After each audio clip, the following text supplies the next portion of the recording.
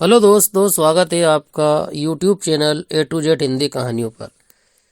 इस वीडियो में हम सुमित्रा नंदन पंत की एक प्रसिद्ध कहानी पान वाला के बारे में सुनेंगे। ये कहानी पीताम्बर नामक एक पान वाले की है जो मोटा खुश मिजाज दिखता है लेकिन अंदर से काफ़ी दुखी है।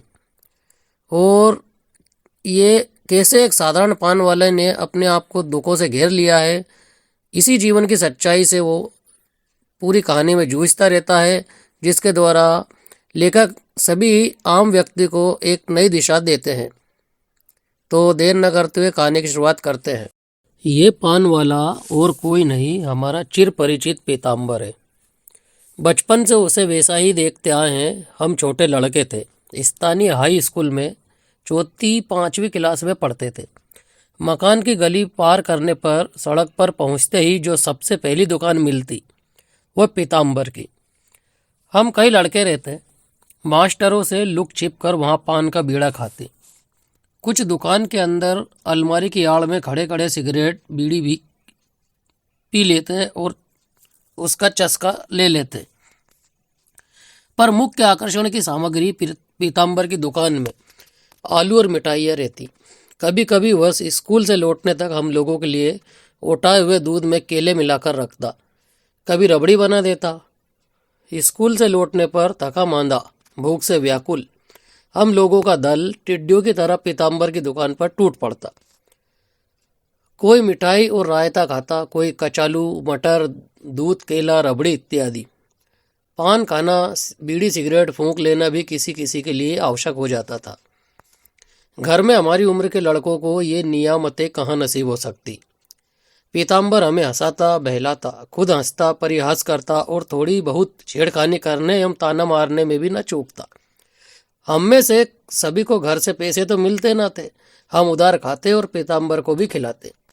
वह हम लोगों का दोस्त था, वह सभी का दोस्त था, छोटे बड़े बच्चे बूढ़े सभी से वह परिहास करता, उन पर मीठी फप्तियाँ कसता और सबको खुश रखता। पीताम्बर तब किस उम्र का था, अब किस उम्र का है, ये बात हम तब भी नहीं जानते थे, अब भी नहीं जानते हैं। मुझसे पूछने का किसी को साहस भी हो या उससे पूछने का किसी से साहस भी नहीं था। वो तो सबकी हंसी में उड़ा देता है, ऐसी खरी खोटी सुनाता, ऐसे ताने और व्यंग बाढ़ मारता है कि अपने व्यक्तित्व को, निजी याद को पास ही नहीं फटकने देता। लोग हंसकर, घिघिया कर, किसिया कर, कूट कर चुप हो जाते हैं। दूसरे ही क्षण वो उन्हें फिर खुश कर लेता है। वह कैसा ही आत्माभिमानी हो, परंतु ये कभी नहीं भूलता कि उन्हीं लोगों से उसकी गुजर चलती है। लेकिन पीताम्बर को हो क्या गया। तब से 20 साल बीत गए। हम में से बहुत की शादियां और बाल बच्चे भी हो गए। भिन्न लोग कॉलेज की डिग्रियां लेकर बड़े बड़े ओहदों पर पहुंच गए, भारी भारी वेतन पाने लगे। कईयों ने कोठियां खड़ी कर दी, मोटर गाड़ियां खरीद ली, पर पीताम्बर वैसा ही रह गया। तब कौन जानता था कि हमारे लिए ही विधाता ने भविष्य बनाया है। पीताम्बर के वास्ते भविष्य सी वस्तु का आविष्कार नहीं हुआ, ना ही उसके लिए कुछ बना है, अथवा वह भूत, भविष्य और वर्तमान से है। सावन सूखा न भादो हरा। अर्थ लिए तो उसकी दुकान अपवाद थी ही, क्या प्रकृति के नियमों ने भी उसके लिए बदलना छोड़ दिया है। किसी तरह का भी बदलाव उसमें इन 20 सालों में नहीं आया, लेश मात्र नहीं, चिन्ह तक नहीं। वही आकृति, वही प्रकृति, वही कद, वही आदतें और वही दुकान। किसी में भी उन्नति अवनति के कोई लक्षण नहीं। अब वह आलू और मिठाई नहीं रखता तो इसलिए कि मोहल्ले में अब वैसे चटोर खाने के शौकीन लड़के ही नहीं रहे। लेकिन पान, सुपारी, सिगरेट, बीड़ी अब भी उसी प्रकार उन्हीं जगहों पर दुकान में रखे हैं। चूने कत्ते के बर्तन भी वहीं पुराने पहचाने हुए हैं। चूने की लकड़ी घिसकट कर पतली पड़ गई है, कत्ते की पपड़ी जम जाने से और भी मोटी हो गई। दुकान के बीचों बीच वही पुराना लैंप टंगा है जो उसके किसी मित्र की इनायत है। चिमनी के ऊपर का भाग टीन की पत्ती का बना हुआ है। सामने एक मंझोले आकार का शीशा लगा है, जिसके बारे में धब्बे और चकतियाँ पड़ जाने के कारण कांच के पीछे से बीच में द्रौपदी का तिरछा रंगीन चित्र चिपका दिया गया है। अंदर के कमरे में मूंज की एक चारपाई और बिस्तरा, खूंटी पर टंगा कोट, सिगरेट, दिया सलाई के खाली डिब्बे, एक लोहे की अंगीठी और कुछ चाय का सामान रहता है। बाहर वही पुराना काठ का बेंच पड़ा है जिस पर सुबह शाम दोपहर हर वक्त दो चार दोस्त लोग बैठे गपशप करते, एक दूसरे की खिल्ली उड़ाते और शहर भर की बुराइयां एवं खराबियों की चर्चा करते हैं। उस बेंच से नित्य नई अफवाहों का आविष्कार एवं प्रचार होता। ना जाने कितनी स्त्रियों की कलंक कथाएं, युवकों रसिकों की लीलाएं, भाग्यों के बनने बिगड़ने के खेल, जन्म मृत्यु के समाचार, गांव शहर देश एवं विश्व के इतिहास का प्रवाह आने जाने वालों के मुखों से निसृत हो पीताम्बर के कर्ण कुहरों में जाह्नवी की तरह समा गया। उसका क्या पता क्या पार, वही उसका मानसिक भोजन है जो उसकी अस्थि रक्त मज्जा मांस बन गया है। अपने लड़कपन के मित्रों के साथ उसकी एक तस्वीर है जो दुकान में गद्दी के ऊपर लटकी रहती है। कोई भी उस चित्र के गोल सुडोल भरे हुए मुख को, अंगों की गठन बनाव श्रृंगार को देखकर यह नहीं विश्वास करेगा कि वह यही पीताम्बर है। वह यह पीताम्बर है भी नहीं। वह 16-17 साल का यूनिफॉर्म पहने, हाथ में हॉकी की स्टिक लेकर अकड़कर कुर्सी पर बैठा अमीरों और रईसों का अमीर दिल मित्र इस तंग दिल कोठरी में बैठा हुआ गरीब पनवारी कैसे हो सकता है। उसकी गोल चमकदार आंखों में गर्व और चालाकी भरी है। दृष्टि गरिमा पाकर बाहर हो फूट रही है। इसकी आंखें धसी हुई लाल छड़ों से भरी, छिलका निकाल देने पर पिचकी हुई लीची की तरह गंदली करुणा क्षोभ प्रतिहिंसा बरसा रही है। उनके कानों में कौवों के पंजे बन गए। उस 16 साल के नवयुवक के मुखमंडल पर सुख सुकुमार स्वास्थ्य आशा और उत्साह की आभा है। इस अधेड़ का मुख जिसकी उम्र 30 से 50 साल तक कुछ भी कही जा सकती है। दुख दरिद्र निराशा आत्मपीड़न असंतोष का भग्न जीर्ण खंडर है। गालों की गाल और गोल रेखाओं को संसार में नींबू की तरह चूसकर टेढ़ा मेढ़ा विकृत कर दिया है। दुख से काटे हुए रात दिन के शेष चिन्हों की तरह बेमेल स्याह सफेद घनी दाढ़ी मूंछों ने, जिन्हें हफ्ते में एक बार बनाने की भी नौबत नहीं आती, उस 16 साल के फूल को सुखाकर कांटों की झाड़ी से घेर लिया है। दुर्भाग्य से स्रोत की क्षीण शुष्क धाराओं की तरह सिकड़े हुए भाल पर गहरी चिंता की रेखाएं पड़ गई हैं। नीले मुरझाए हुए होठों के दोनों ओर नाक से मिली हुई 2 लकीरों ने मन चाहा खाना न मिलने के कारण अनावश्यक मुख को दोनों ओर से 2 घेरों में बंद कर दिया है। मुख का रंग धूप से जलकर काला पड़ गया है और उसका प्रत्येक चर्म अणु सूजी के दाने की तरह शोक ताप में पककर फूल गया है। रोड़े की तरह गले में अटकी हुई हड्डी मांस के सूख जाने से बाहर निकल आई है। वह चित्र भले ही हो, वास्तविक पीताम्बर यही है। दुबला नाटा अविकसित हड्डियों का ढांचा। ये पीताम्बर उसकी कलाइयाँ 2 उंगल से अधिक चौड़ी नहीं, वे भी जैसे कसकर तंग चमड़े में बांध दी गई हो। उसके एक हरे जीर्ण चमड़े के अंदर से चर्बी का अस्तर कभी का गायब हो चुका है। रक्तहीन हाथों में नीली नीली फूली नाड़ियों और हथेलियों में चूने कत्ते से कटी रेखाओं की जालियां पड़ गई हैं। दुख दैन्य और दुर्भाग्य के जीवन प्रवाह के तट पर ठूंठ की तरह खड़ा, उसके तीक्ष्ण कटु आघातों से लड़ता हुआ पीताम्बर उस प्रभाववाचक स्थिति पर पहुंच गया है जहां उस पर आशा, तृष्णा, लोभ, जीवन इच्छा, सौंदर्य, स्पर्धा, मोह, ममता, उम्र आदि भाववाचक विभूतियों के अत्याचार उत्पात का कोई प्रभाव नहीं पड़ सकता। वर्तमान मनुष्यता, सामाजिकता, नैतिकता, धर्म, आचार, रूढ़ी रीतियों की कला का वह एक साधारण नमूना मात्र है। अपने देश के वर्तमान जीवन के कुशल कलाकार की तरह भिन्न भिन्न अवस्थाओं एवं परिस्थितियों की सूचियों से उसमें रूप रंग रेखाएं भरकर उसे हमारी पेशाचिकता पशु तत्व अंधकार का निर्मम सजीव चित्र बना दिया है। उस 16 वर्षीय किशोर का चित्र इस चित्र से कैसे मेल खा सकता है। वह सब समय की मानवीय प्रकृति को कला का नमूना था। यह हमारी इस समय की सभ्यता की मानवीय विकृति का नमूना है। पीताम्बर जात का तंबोली नहीं, वह अच्छे घराने का है। छुटपन में ही माँ बाप के मर जाने के कारण पीताम्बर आयाचित स्नेह के संरक्षण से वंचित हो गया।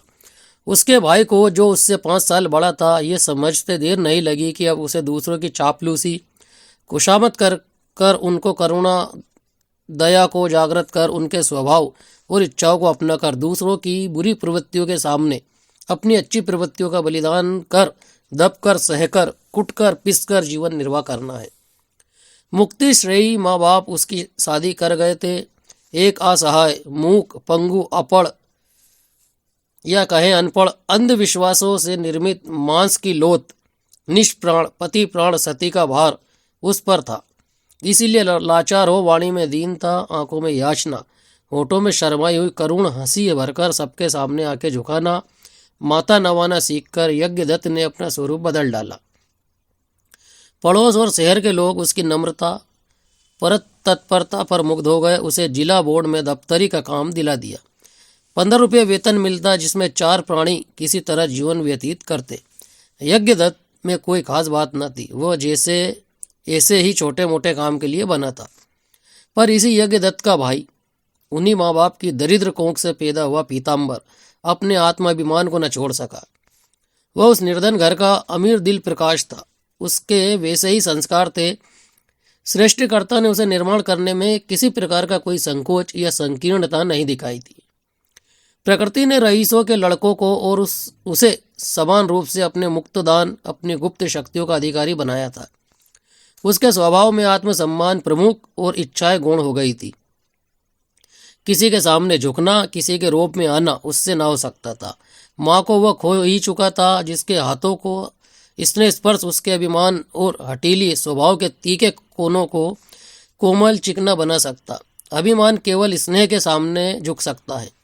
उसे सहिष्णु साथी की जरूरत होती है, पर अपने भले बुरे के ज्ञान से अनभिज्ञ उस गरीब के लड़के को ऐसा कुछ भी न मिल सकने के कारण उसका अतृप्त अभिमान आत्मनिर्माण करने के बदले आत्मसंहारक हो गया।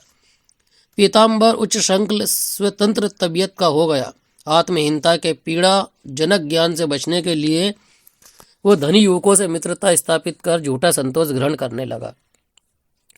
जीवनोपाय के लिए कोई हुनर, कोई उद्योग सीखने की और उसने कभी ध्यान ही नहीं दिया, जिससे पीछे उसे सच्चा संतोष मिल सकता। वह बड़ा तेज और होशियार था। बात की बात में शहर के अमीर लड़कों को अपने वश में कर उनकी स्नेह सहानुभूति पर अधिकार प्राप्त कर मोह जुड़ाया करता। वो मनोरंजन के उन्हें नित्य नवीन उपाय बतलाता, जवानी की बहार लूटने को उत्साहित करता, उनमें साहस भरता और मुश्किल को आसान बनाकर अपने को उनके लिए आवश्यक बना लेता था। वो उनसे दबता न था, बराबरी का व्यवहार रखता था। उनके साथ पिकनिक में जाता, ताश खेलता, हॉकी, फुटबॉल, क्रिकेट में अपनी दक्षता दिखलाता। किसी के कुछ कहने पर या छेड़ने पर बिगड़ भी उठता। यदि वह वैसा उद्दंड, स्वतंत्र एवं आत्माभिमानी ना होता और अपने मित्रों की जरा भी खुशामद कर सकता तो आज वह फटेहल ना होता। अमीर जादों के साथ ऐश आराम में रहना सीखकर शीघ्र ही वह जीवन संग्राम की कठिनाइयों को झेलने और कठोर परिश्रम कर सकने में अक्षम साबित हो गया। जवानी का खुमार उतरने और होश आने पर उसने अपने को मोर के पर लगाए हुए कुएं की तरह और भी दयनीय, कुरूप एवं निकम्मा पाया। अपने भाई की गरीब गृहस्थी से, पास पड़ोस से, शहर से और खुद अपने से उसे घृणा होने लगी। वह और भी चिड़चिड़ा, दुराग्रही, हठी, निंदक, आत्मघातक और परद्रोही हो गया। उसके धनी मित्रों ने भी, जिनके साथ रहकर उसे अनेक प्रकार की कुटेवे और बुरी आदतें पड़ गई थीं, उसकी ऐसी दशा देखकर उसका साथ छोड़ दिया। वह न घर का रहा न घाट का। चाय, पान, सिगरेट के लिए, सुस्वादु भोजन के लिए अब उसकी जी तरसने लगा। सिनेमा, थिएटर उसे और भी जोर से अपनी ओर खींचने लगे। लाचार हो अपने से तंग आकर उसने अपने गरीब भाई की जेब पर हाथ साफ करना शुरू किया। भाई उससे पहले से ही रुष्ट था। अब उसका ऐसा पतन देखकर उसने उसके घर में आना बंद कर दिया। सब तरह से निराश हो, अपमान, भय, लज्जा, क्षोभ, यातना, आत्मसम्मान, दारुण भूख प्यास से एक साथ ही ग्रस्त, पीड़ित, क्लांत एवं पराजित हो अंत में पीताम्बर ने एक तंबोली की दुकान में पान लगाने की नौकरी कर ली। पर वहां भी वह अधिक समय तक न ठहर सका।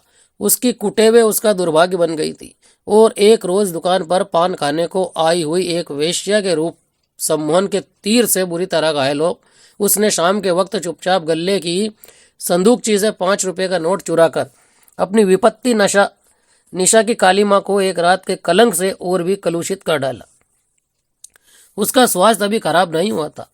उसके विवाहित जीवन, सबल इंद्रियों की स्वस्थ प्रेरणाओं का समाज अथवा संसार क्या मूल्य आंक सकता था, क्या सदुपयोग कर सकता था। फूल की मिलनेच्छा सुगंध कहीं जाती है, मनुष्य की प्रणयेच्छा दुर्गंध उसे निर्मल समीर वाहित करता है। इसे कलुषित लोकापवाद, नरपुष्य के वीर का गीत गाता हुआ भोंरा नृत्य करता हुआ मलयानिल स्त्री पुष्प के घर में पहुंच जाता है। मनुष्य का वीर वैवाहिक स्वेच्छाचार की अच्छी कोठरियों, पाश्चिक वेश्याचार की गंदी नालियों में सहस्त्र प्रकार के घृत नीरस कृत्रिम मेतनों द्वारा छिपे छिपे प्रवाहित होता है। ये इसलिए कि हम सब भी हैं। मनुष्य के मूल्य को, जीवन को, पवित्रता को समझ सकते हैं। असंख्य जीवों से परिपूर्ण यह सृष्टि एक ही अमर दिव्य शक्ति की अभिव्यक्ति है। प्रकृति के सभी कार्य पुनित है। मनुष्य मात्र की एक ही आत्मा है। हम ऐसे ऐसे दार्शनिक सत्यों के ज्ञाता एवं विधाता है। हम प्रकाशवादी हैं। खैर, दुकान का मालिक पीताम्बर को पुलिस के हवाले करने जा रहा था। उसके बड़े भाई ने बीच बचाव कर हाथ जोड़कर गिड़गिड़ाकर तंबोली के रुपये भर दिए और पीताम्बर को धिक्कार कर उस पर गालियों की बौछार कर अंत में लोगों के समझाने पर तरस खाकर उसके लिए निजी पान की दुकान खोल दी। तभी से हमारे कथा नायक इस दुकान की गद्दी पर बैठकर पान वाले की उपाधि से विभूषित हुए। अवश्य वह कोई शुभ मुहूर्त रहा होगा कि उस पान वाले की गद्दी अभी तक बनी हुई है, भले ही वह नाम मात्र को हो। पर यहाँ से पीताम्बर का दूसरा दुर्भाग्य शुरू हुआ। वह क्रियाशील निरंकुश पीताम्बर अब विचारशील और गंभीर हो गया। उसका रुद्ध आत्माभिमान कुंठित हो गया। वह निर्जीव निर्बल आत्मा, निश्चेष्ट अस्थि मांस का पुतला मात्र रह गया। उसने यथाशक्ति अपने स्वभाव और प्रवृत्तियों के अनुसार अपने परिस्थितियों के संसार से लड़ने, जीवन संग्राम में विजय पाने का प्रयत्न किया था, पर वह निष्फल हुआ। संसार ने ही अंत में उस पर विजय पाई। क्या वह निर्धन युवक किसी भाग्य दोष से या अपने दोष से निरंकुश, उच्च संकल्प अथवा आत्माभिमानी था? क्या गरीब के लड़के में ऐसे गुण शोभा नहीं देते? नहीं नहीं, वह सुंदर, स्वस्थ, सशक्त, अचेष्ट, आत्मसम्मान से पूर्ण युवक गरीब का लड़का कैसे हो सकता है? जब प्रकृति ने अपने सब विभवों में संवार कर उसे धनी मान बनाया था, वह युवक अपना सौंदर्य पहचानता था। अपने सुंदर स्वस्थ शरीर के प्रभाव से वह अनजान न था। युवावस्था की प्रवृत्तियों ने उसके मन चक्षुओं के सामने जो एक सौंदर्य का स्वर्ग, आशा आकांक्षाओं का इंद्रजाल उछाल दिया था, अपने और संसार के प्रति जो एक प्रगाढ़ अनुरक्ति एवं उपभोग की सामर्थ्य पैदा कर दी थी, उसकी अमंद मादकता से, प्रबल आकर्षण से वह कैसे आत्मविस्मृत न होता। बाह्य जगत के जीवन संघर्ष का आघात लगते ही उसकी सहज प्रेरणा उसके अंदर एक आत्मविश्वास पैदा करती रहती थी कि उसके अभिमान का, उसके अस्तित्व का मूल्य आंकने वाला कोई मिलेगा, कोई अवश्य मिलेगा जो उसकी अस्मत् आशा आकांक्षाओं के लिए, प्रवृत्तियों की चेष्टाओं के लिए मार्ग खोल देगा, उनके सौंदर्य से वशीभूत होकर उन्हें चरितार्थ कर देगा, तृप्त कर देगा। प्रत्येक युवक के भीतर स्वभावतः यह स्फूर्णा जन्म पाती है। पर इस आत्मसंतोष के लिए धनी युवकों के पास जाना पीताम्बर के अनुभव शून्यता एवं भ्रम था। वे इस काम के लिए उससे भी निर्धन थे। ये काम किसी एक व्यक्ति के करने का था भी नहीं। इसका संचालक या संपादक हो सकता है हमारा सुव्यवस्थित सामाजिक या सामूहिक व्यक्तित्व।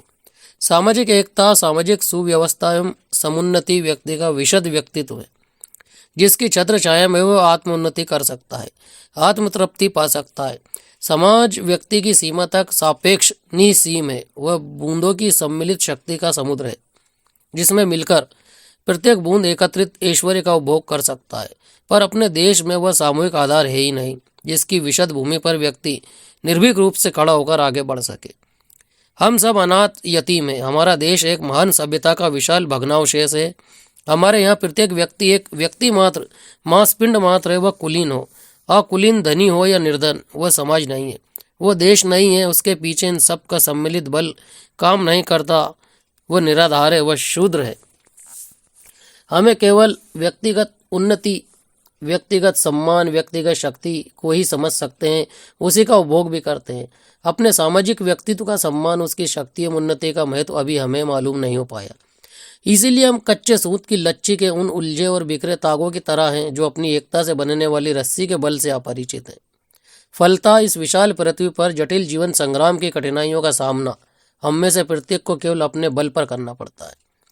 अर्थात प्रत्येक तिनके को बाढ़ का सामना पृथक पृथक रूप से करना पड़ता है। व्यक्ति के लिए देश के व्यक्तित्व का, मनुष्य के लिए विश्व के व्यक्तित्व का अभाव होने के कारण प्रत्येक व्यक्ति के शक्ति की इकाई केवल व्यक्ति ही रह जाता है और उसके लिए बाह्य जगत के जीवन संग्राम के घात प्रतिघात उत्थान पतनों को सहना कठिन ही नहीं असंभव हो जाता है।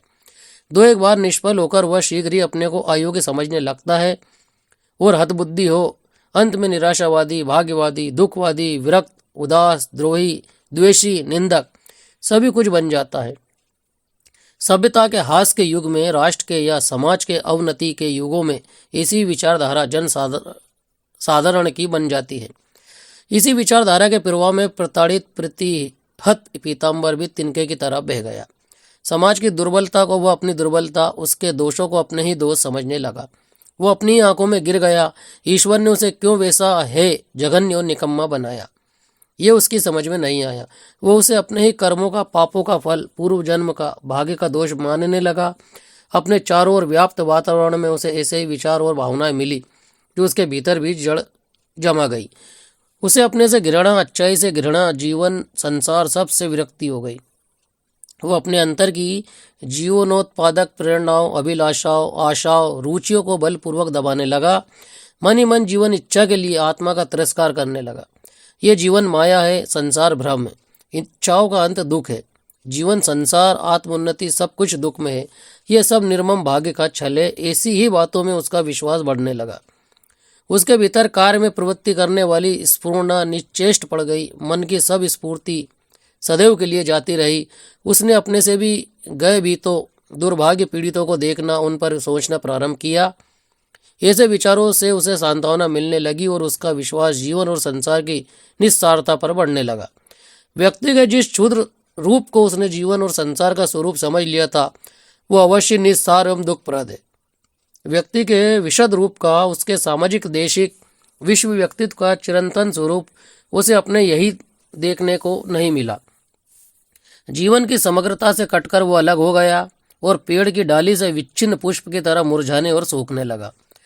किसी को सुंदर, स्वस्थ, संसार में रत, आशा, सदिच्छा, सदस्यता में तत्पर देखकर उसके भीतर से एक विद्रूप हंसी निकलने लगी। वह सबका उपहास करने लगा। सभी पर ताने कसना, व्यंग बोचार करना उसका स्वभाव ही बन गया। उसका समस्त विश्वास भाव के विश्व से उठ गया। अभाव का विश्व कठोर है सही, पर वही सत्य है। सुख, सफलता, संपत्ति का स्वप्न देखना अज्ञान है। अब वो मनुष्यों की खोट, उनकी बुराइयों को खोजने लगा। जो कोई सुखी संपत्तिशाली दिखता, समाज जिसे आदर सम्मान देता, उसमें भी दो चार दोष निकालकर वो अपने मन को संतोष देने लगा। उसके पड़ोस में उसके किसी संबंधी ने एक विशाल 2 मंजिला कोठी खड़ी कर दी थी। वो आधुनिक ढंग की, बड़ी सुंदर, उस गरीब बस्ती में अपना गर्भोन्नत मस्तक उठाए हुए थी। पर पीताम्बर ने, वह सड़क के किनारे है, उसमें पर्दा नहीं, उसके मालिक ने मजदूरों की तनख्वाह काटी इत्यादि, उसमें कई दोष निकाल दिए। वो जब मकान जाता उस कोठी की ओर कभी नहीं देखता, पहले ही से आंखें फेर लेता। हम कभी से इस अभावात्मक सत्य पर विश्वास करते चले आ रहे हैं। ऐसा करने से हम सक्रिय जीवन के घात प्रतिघात, उसकी स्वास्थ्यवर्धक स्पर्धाओं का सामना करने से बच जाते हैं। हम अपने विशद व्यक्तित्व के उज्जवल परिणामों से अनिभज्ञ होने के कारण क्षुद्र व्यक्तित्व को अपनाए हुए हैं। अपने को सर्वस्व न बना सकने के कारण हम शून्यवत हो गए हैं। पर सूरज, चांद और तारे हमें शून्य बन जाने का उपदेश नहीं देते।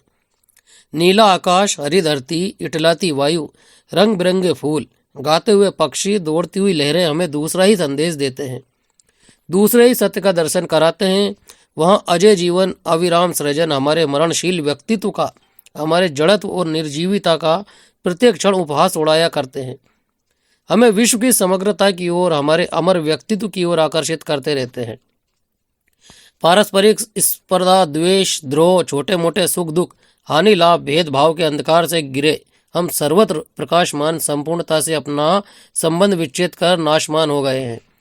इसी भावनात्मक सत्य की निर्जीव सजीव मूर्ति पीताम्बर को हम छुटपन से इस पान वाले के रूप में देखते आए हैं। उसे अब निश्चेष्ट निर्जीव रहने ही में आराम मिलता है। उसका अब स्वास्थ्य अब नहीं के बराबर हो गया है। लगातार पान चबाने से दांत सड़ गए हैं। दिन रात बैठे रहने से जठराग्नि बुझ गई। वह केवल जीवित रहने के अभ्यास से जीता है। स्वास्थ्य गंवा बैठने, हृदय में निर्जीवता व्याप्त हो जाने के कारण वह अपनी पत्नी से भी प्रसन्न नहीं रह सका।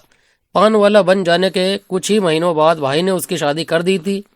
जब तेल टपक कर समाप्त हो चुका था, तब केवल बत्ती को जलाने के लिए मानो दीपक को शिखा के पास में बांध दिया गया। पीताम्बर का निर्मल रुग्ण बच्चा जब जाता रहा तब उसने संतोष की ही सांस ली। आज दिवाली के रोज दुकान सजाते हुए उसने एक पुरानी मिट्टी का खिलौना कपड़े की तहों से बाहर निकाल गद्दी के पास रखा है। जिसके लिए 5 साल पहले यह खिलौना लाया था वो तो रहा नहीं, यह खिलौना रह गया। वह मिट्टी का नहीं था, इसलिए वह मिट्टी का नहीं था। ऐसा कहते हुए पीताम्बर उसी तरह ठठाक कर हंस रहा है। कहानी यही समाप्त होती है। सुमित्रा नंदन पंत ने इस कहानी के माध्यम से प्रत्येक मनुष्य की निराशा, हताशा और अपने आप से रूठे हुए मन से या अपने को खुद जो दोष से मानते हैं, भरे हुए मानते हैं, अपने आप को पर अत्याचार करते रहते हैं, उन लोगों के ऊपर कटाक्ष किया है। व्यक्ति चाहे दुनिया से दुखी हो जाए मगर अपने आप से कभी दुखी नहीं होना चाहिए। अपने मन के अंदर उसे हमेशा मजबूत रहना चाहिए और दुनिया चाहे उसे कितना ही गिराने की कोशिश करे मगर अपने आत्मसम्मान और आत्मबल के साथ उसे हमेशा खड़े रहना चाहिए। जिसका कि लेखक ने चांद, सितारों और प्राकृतिक कई रूपों के आधार पर उन्होंने इसका वर्णन किया है कि हमें इन प्रतीक चिन्हों से सीखना चाहिए कि धरती, चांद, सितारे, आकाश, पवन, वायु, फूल, ये सभी हमें जीने के लिए आगे बढ़ने की प्रेरणा देते हैं। ये कभी भी किसी भी रूप में हमें पीछे नहीं जाने देते हैं और हमेशा व्यक्ति को अपना सर ऊंचा करके अपने आत्मबल से, तपोबल से, मनोबल से अपने जीवन में आगे बढ़ना चाहिए और हर प्रकार की समस्याओं का सामना करना चाहिए। मगर पान वाले कहानी में जो पीताम्बर है वो अपनी सोच के बिल्कुल विपरीत चलता है और अपने जीवन को पूरी तरह से दुखों से भर लेता है और उसी दुखों को लेखक ने बखूबी इस कहानी के माध्यम से हमें बताया है। कहानी में फिलहाल इतना ही। यदि आपको पसंद आए तो इसे लाइक कीजिए, शेयर कीजिए और अपने मित्रों तक भी इसे पहुंचाइए। यदि आप चैनल पर नए हैं तो हमारे चैनल को सब्सक्राइब जरूर कर लीजिए। धन्यवाद।